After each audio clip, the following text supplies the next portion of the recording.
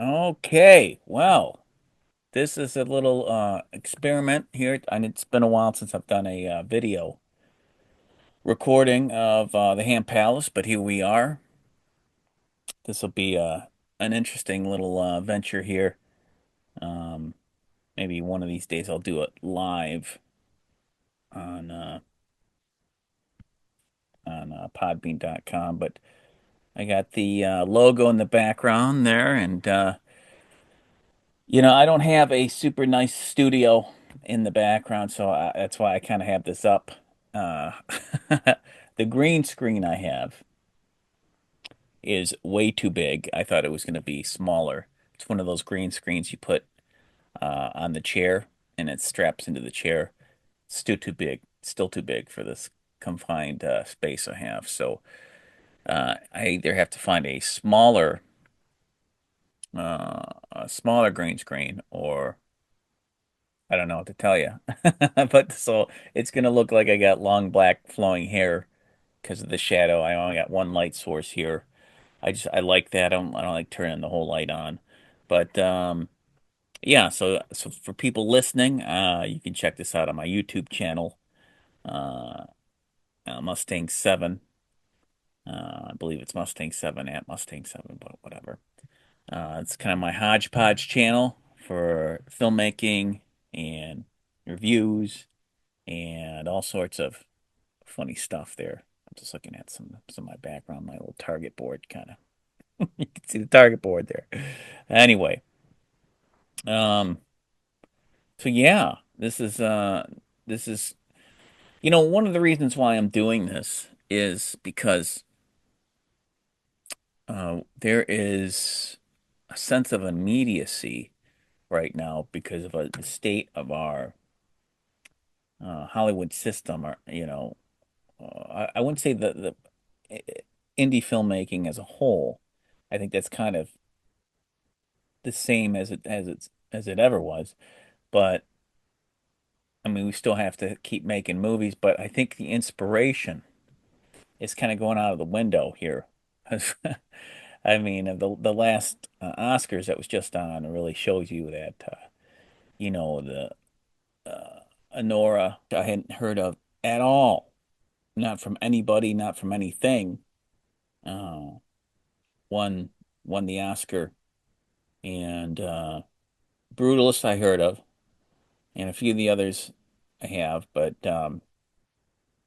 it's just we have some movies coming out that are not being seen, not being talked about, but yet they're winning the Oscar.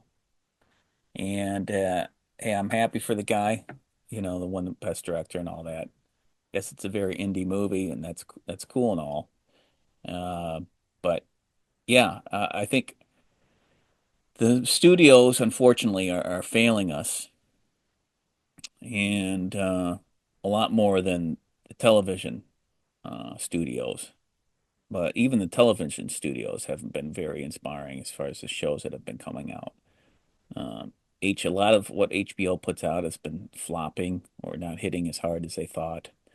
Um, so yeah, so now is the time for indie people to rise up and start making it happen, start making our own movies and our own entertainment. YouTube, I hate to be a one-trick pony and just do stuff for YouTube, but that seems to be the best place to kind of do it and to make some short films for real easy distribution here um, until, I can find, a more serious distributor and I can make more serious films. Although what's a serious film these days, I don't know. But yeah, we need to start making our own entertainment because I feel it's um, our movies are missing the point of the hero's journey and just not grabbing us with the right. We're not getting good heroes anymore, or they're subverting our heroes and making them not what they're supposed to be. Case in point, Captain America: New World Order, um, which there I am fading out again. But yeah, anyway, it's frustrating. It's frustrating. So about as frustrating as this. There we go. Um, so that's one thing I want to get off my chest. It's time to start doing things, and the more active I am on here, the better off, you know, I'm gonna be because it's gonna help. The momentum's gonna help me keep creating things and making more stories and writing more and doing more comics, re-inspiring myself to it's just more than just putting out content. It's kind of practicing, you know, being in front of a camera and talking. And so doing these two things at the same time is a little bit, I don't know, it uses different muscles than just talking into the mic. Um, as you can tell, the people that listen to my show, I seem a little bit, my podcast, I seem a little bit more off because I'm not, I'm looking at myself visually as opposed to just concentrating on the mic and just talking and shooting from the hip. But the other thing I wanted to talk about was the attack. Then no one seems to be talking about this, so I will. Is the attack on artists and artistry, using the artificial intelligence in just about everything. Now, on the latest episode of John Campea show, they're talking about Marvel and the concept art for Secret Wars or the next Avengers movie. But I noticed that it was, I'm pretty sure it seemed like uh, AI art. And I'm just appalled because there might have been one that was done by a real artist, but I'm not even sure if it was done by a real artist. But at this point, but if Disney is using an AI thing for concept art, they're that cheap that they can't even hire real artists to do the concept art. This is terrible. And no one's talking about this because most people aren't artists. They don't get it. They're just like, whatever. Yeah, the AI, bro. Oh. It's like, no, this is terrible.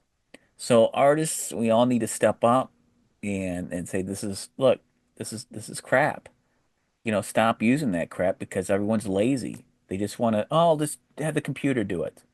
No, it shouldn't work like that. I mean, of course, people are going to do it, but they're doing it for almost everything now, and that's upsetting artists all over. I know for sure.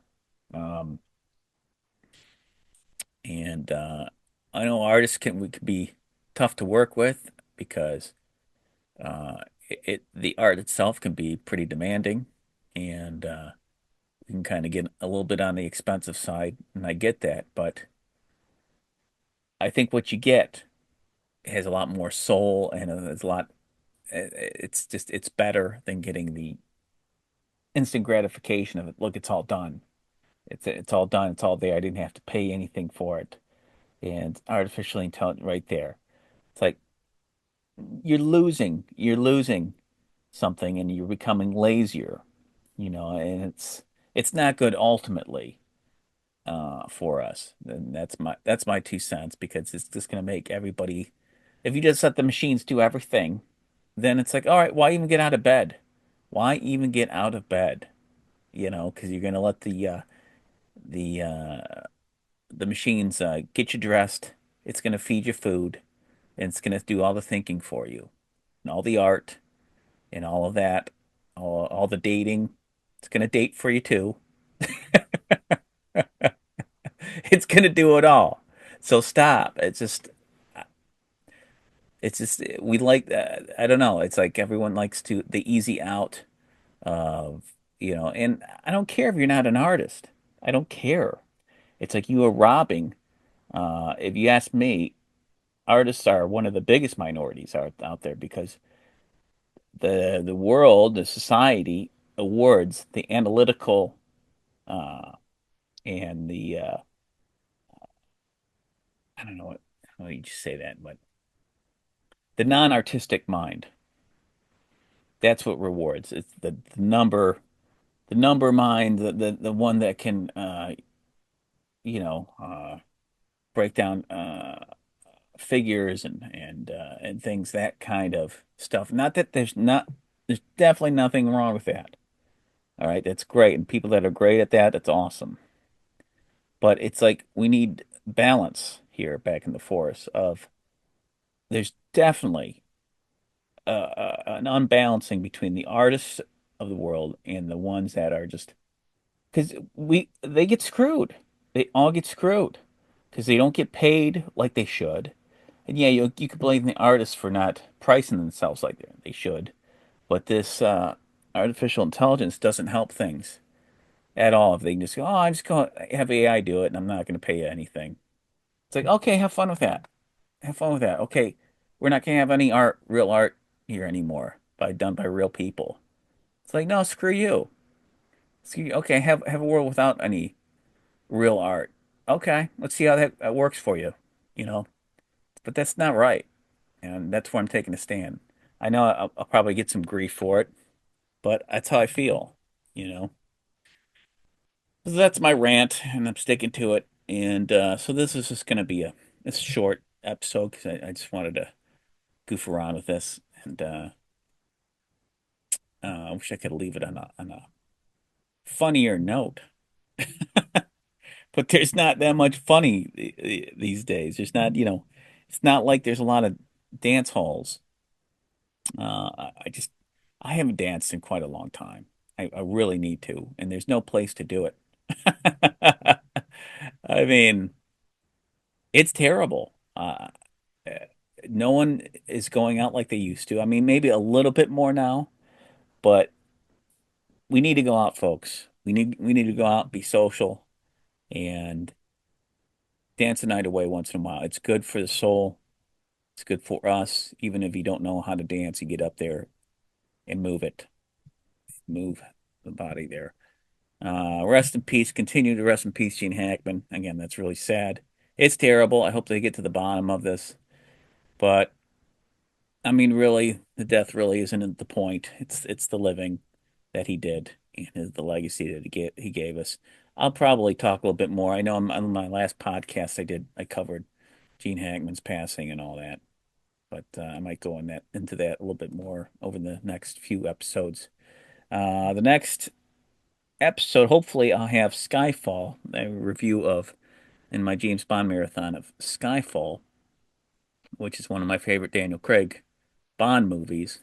Uh, so yeah. So thanks for listening. Thanks for watching here at Mustang 7. Thanks for listening to the Ham Palace on Mustang 7.